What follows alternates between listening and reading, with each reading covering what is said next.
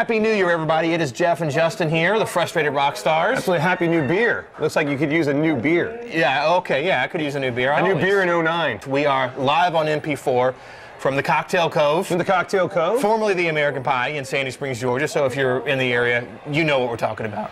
So one of our biggest shows from 2008 was one for the bass players. Right. Because I know we have a lot of musicians watching and... Tons of responses. Yeah, so we thought we'd do one for the drummers. Some of the drummers. And, you know, again... I'm a natural, by the way. Kind of an overlooked... Not one lesson. Look at me. Kind of an overlooked... They're not as overlooked as the bass player, but they're the next one that's overlooked. It's the singer, it's the guitar player, then the drummer, then the bass player, then the keyboard player. Right. Usually. So we just thought we'd talk about some of the good and bad drummers. I don't know any bad. I don't know any bad ones. I mean, some say Ringo Starr. I know. I don't get that. He's the bad drummer. Right. The guy that got lucky. Yeah, the guy that could have been anybody. Plays on more than 100 million records sold. Well, it's the backbeat drum that is not really respected. Sometimes it's hard just to keep time. Right. That's an art unto itself. Right, which is actually kind of being lost with all the drum machines and sequencing and whatever. I mean, he wasn't a big fill drummer, but he kept time. Right. That's all. Oh yeah. Plus, with Pro Tools now, you go play a beat. You can just sample it and repeat it, and you don't really have to keep that. They even did that in on Some Kind of Monster on the Metallica album. You can see them. Oh, I like this part here. Let's Right. They say the same thing about Dennis Dykin from the Smithereens. What did they? That he's just a backbeat drummer. Just like Bunny Carlos. Yeah, Bunny Carlos. So now, okay, we'll start off with some of the guys that are just basic beat keepers. Well, it's kind of like acting. Some guys can do everything. Like De Niro can be a chameleon. He can be anything. He can be a bad guy. He can be a good guy. Some guys do one thing well. Right. And that's another good actor, like Clint Eastwood. He's always Clint Eastwood in every movie. Right. But he's just as good as De Niro. Right. I mean, same level of professionalism. Same with the backbeat drummers. Some bands, you have to just play for the song. Right. It doesn't require, obviously, should I say it first? Neil Peart. I mean, you talk about drummers, Neil Peart. He automatically rises to the top. I mean, that's everybody's favorite drummer.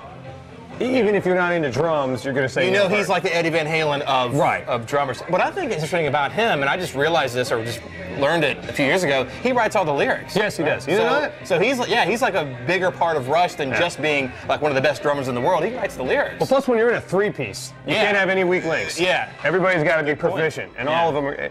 And speaking of three pieces, my personal favorite drummer is Stewart Copeland.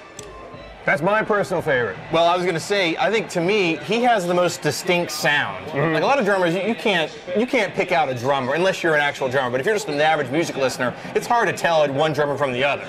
Most of it, if you can tell, it's a production thing. Like John Bonham, you can tell because it's just massive boom, production. Big sticks. But with Big Vic Firth. with Stewart Copeland from the Police, he's got a sound. But he plays those octobans too. Come on, I'd be remiss not to mention the octobans. He's got the octobans, and he does that kind of like 3/4 time or whatever. I don't know the time. Well, he adds all those interesting sounds. It's not just do do do. He'll have like a do do do do. Yeah. And we're not drummers. But his drum sound is interesting to me. One guy that I think is always overlooked whenever they have best drummer countdowns or whatever, no one mentions Phil Collins. I think he gets his due. You think so? I think he gets his due. As a drummer? As a drummer. Definitely among drummers. And he's someone that people that aren't huge music fans are going to say, well, what about Phil Collins? And he is an incredible drummer from what I hear from drummers. Yeah. I think people see him as a pop songwriter more than a drummer. Right. So he doesn't get his due. It's almost like if you're a great hitter, nobody talks about what a great glove you have. Right. You can be a great fielder, but how many home runs have you hit? Right. So I think he gets his due. I don't know, but again with him, it seems to be a production sound. When you think of like In the Air Tonight, and of course he plays on Frida. Is there something going on? Does it really? Boom. Is that him? Boom, boom. Yeah. I know. Yeah. I know there's something. If you listen to it, you'll tell that's Phil Collins. Yeah. So, who do you think is the most influential drummer? Well, now if you're talking about, I'll tell you who all the drummers will say. This is someone this is going to blow you away. There's a guy named Mike Portnoy, who's a drummer from Dream Theater. If you talk to drummers, Dream Theater is a prog band, and supposedly he's the god. Are they like a metal? They're like a heavy prog band, Yeah, they're rock. I would say metal. Right. But he is the one that all the drummers talk about. Right. He was actually on that metal show. That metal show just a couple days ago. Yeah. Him, of course, Neil Peart. I think Bonham. Influential. Well, Bonham. Bonham definitely. I think Bonham definitely. Bonham definitely. And then you got your old timers too. You got your Gene Krupas and your Buddy Riches too. Like true drummers are into all these drummers. They know more. My buddy Richie, he's real into drums, and I mean he knows every drummer. You name a band, he knows the drummer. I mean, drummers are really passionate about like more than guitar players. I think. I agree. I think guitar players sit in their rooms and come up with their own thing. Right. But I think because drum is more about feel. Yes. You know, it's C chord, D chord. You know, once you learn that, then you find a feel. Drum is really about feel. Right. I know they have those sheets, but I think really drummers are born. They're not made. Yes. So I think there's a lot more respect among drummers if you have a good one, you know? Yeah, and they're hard to find. If you want to start a band, there's plenty of singers, guitar players, and bass players. Finding a good drummer is the hardest part. And of course, Lars. Yes, yes. And Lars does get his due as a drummer. Yes. He's a good drummer. And again, you know, I know that he's not just really a background drummer. He's a lead guy in the band. I mean, he's basically, him and James are it. All right, well, cool. Well, you got some drummers you want to talk about? Obviously, we've missed a bunch. Oh, yeah. Oh, my God, we can sit here all day and talk about drummers. You know, just like we did with one for the bass players. Same concept. Sure. You can leave us some comments at YouTube or email us, info@thefrustratedrockstars.com. And let's get on to our first story of 2009. Oh, wow. In the noise. So Bon Jovi is going to play a Hillary Clinton benefit. You know, Hillary Clinton's got all this debt, I guess, from the campaign. Yeah, right. She's broke. Yeah. So she's going to have a big fundraiser. She had to pawn her jewelry the other day. You have a fundraiser to help pay some of that off, and Bon Jovi's going to play. Well, she went out of pocket about $14 million. Yes, she did. She did. $13 million. Yeah. She got a loan for $13 million. She probably had that on her dresser. She just went. So, of course, Bon Jovi's been a pretty vocal Democrat. You know, he supported Obama and. He's from a blue state. All that stuff. So, what do you think? Sign it or drop it? Drop it.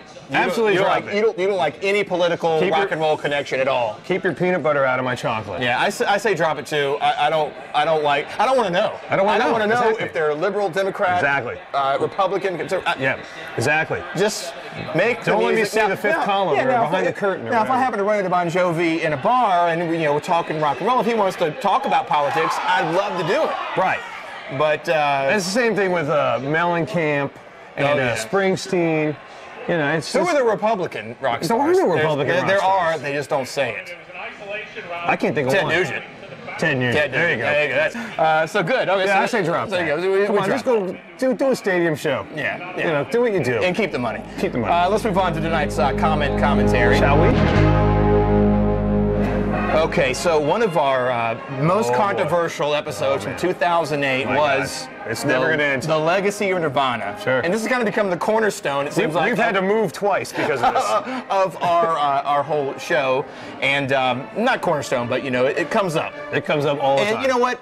Because it's a controversial thing. We were saying basically Nirvana is somewhat overrated, as history has shown. I think we're not saying they're not good. We've gone over this a million times. Right. But anyway. You don't see it that much. No one says that. Right. But there are people that agree, like Nick for Man 3. Finally, someone has the balls to say it. Nirvana was so far beyond overrated. I have all their records, so I'm not talking out of my ass. Sure. Sorry, grungeheads, they're just not that great. Cobain could barely hold a tune and did nothing special on his guitar. Hey, believe me, for every one of these, there's 5 people saying that want to kill us for not liking Nirvana so much. And again, it's not that we don't really like them. I feel like Salman Rushdie. Yes. It's not that we don't like them and don't respect what they did. It's just... I've got every one of their records. I even have Incesticide. Yeah. All right, cool. Well, thank you so much for commenting. Nick for Man 3 on YouTube, and you can leave comments too at YouTube. We love reading them, and you may be featured on commentary. Yes. Thank you so much for joining us, and until next time, enjoy your music.